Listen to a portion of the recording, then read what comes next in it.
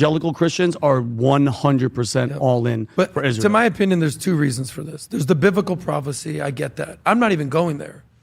I'm just looking at the reality on the ground. One country is basically saying, we love America.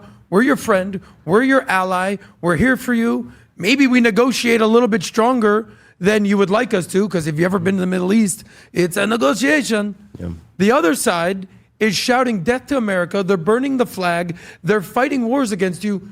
You take your pick. Well, are you scared that Zionism is taking over America or radical Islam taking over America? If you trust one poll from Turning Point, they said, what's the number one threat to America? Radical Islam. You know, Rabbi Mordechai isn't coming in to your house to gun you down or blow up a bomb. Last point, you see what J.D. Vance just said? J.D. Vance just said that he fears not a suicide bomb, a nuclear suicide bomb. Do we have that clip? Yep. Yeah. Here it is. Bingo. When I say options, I think it's important the American people know options for what? And it's options to ensure that Iran never has a nuclear weapon. You talk about people who walk into a crowded supermarket and have a vest on, and they blow up the vest and a couple of people get killed, and that's a terrible tragedy. What happens when what's on the vest is not something that can kill a couple of people, but can kill many, many tens of thousands of people?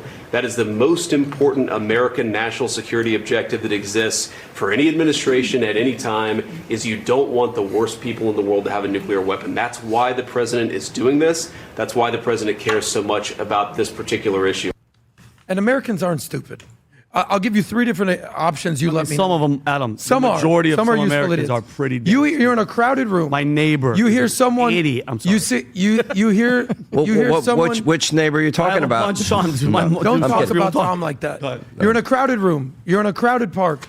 You hear someone yell, "Jesus is king." What do? You go running towards him and I'm going to hug him. Hey, how you doing? You hear someone yell, "Baruch Hashem," bless the Lord. I'm going to give him a napkin. Hey, how you doing? How you sneezed? You hear someone yell, Allahu Akbar. I'm running. You're hitting the deck, buddy. That's the difference. And I'm not saying that all Muslims are terrorists at all. But there is a little bit of a coincidence that most terrorists are Islamists.